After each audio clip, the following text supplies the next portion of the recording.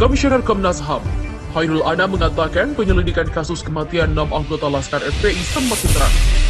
Fakta-fakta membuat semakin terang, puzzle-nya semakin terlihat, begitulah kata Anam kepada Tempo, Minggu 20 Desember. Anam mengatakan, fakta-fakta tersebut semakin jelas setelah berbagai proses penyelidikan yang dilakukan seperti meminta keterangan dari dokter yang mengautopsi jenazah 6 anggota Laskar FPI hingga memeriksa CCTV di kilometer 50 Tol Cikampek yang menjadi lokasi rangkaian insiden.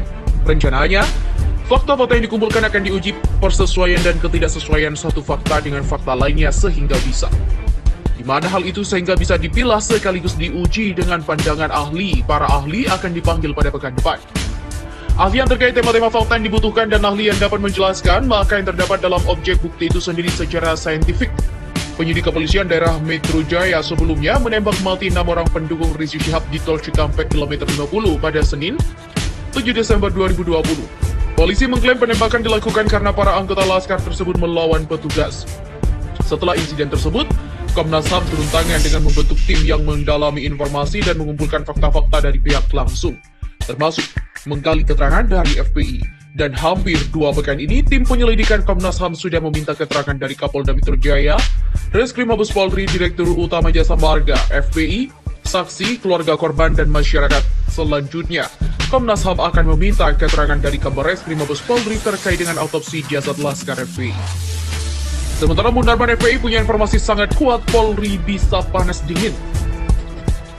Sekum FPI Munarman mengaku memiliki informasi kuat terkait kematian 6 Laskar FPI akibat ditembak polisi. Saat berbincang dengan pentolan Dewas 19 Ahmad Dhani, Munarman mengaku pihaknya sudah mengumpulkan saksi. Munarman menjelaskan pihaknya bisa melakukan reka ulang tentang kematian 6 Laskar FPI, memiliki informasi, dan pihaknya sudah kumpulkan saksi-saksi yang ada di kilometer 50 Tol Jakarta Cikampek. Begitulah kata Munarman sebagaimana dikutip dari kanal YouTube Gajah Madani, Minggu 20 Desember. Pria asal Palembang itu menjelaskan, saksi-saksi sudah memberikan keterangan kepada Komnas HAM.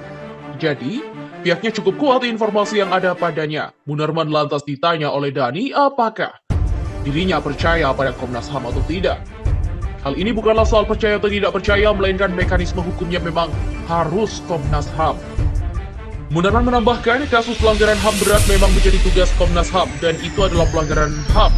Domainnya adalah Komnas HAM, kata Munarman.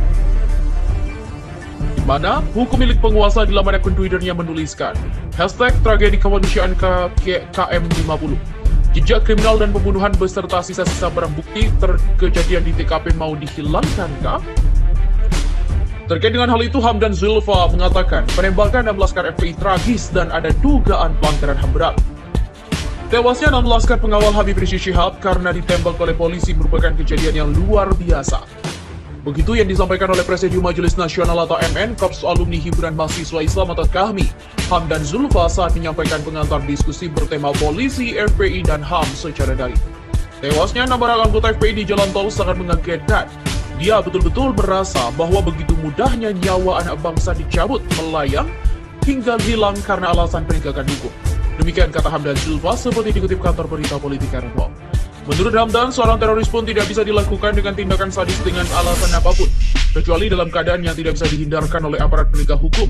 Tapi hal ini sangatlah strategis dan memang 6 orang meninggal. Dari informasi awal yang diperoleh, hal ini adalah suatu tindakan yang sangat mengkhawatirkan dari sisi tindakan hukum.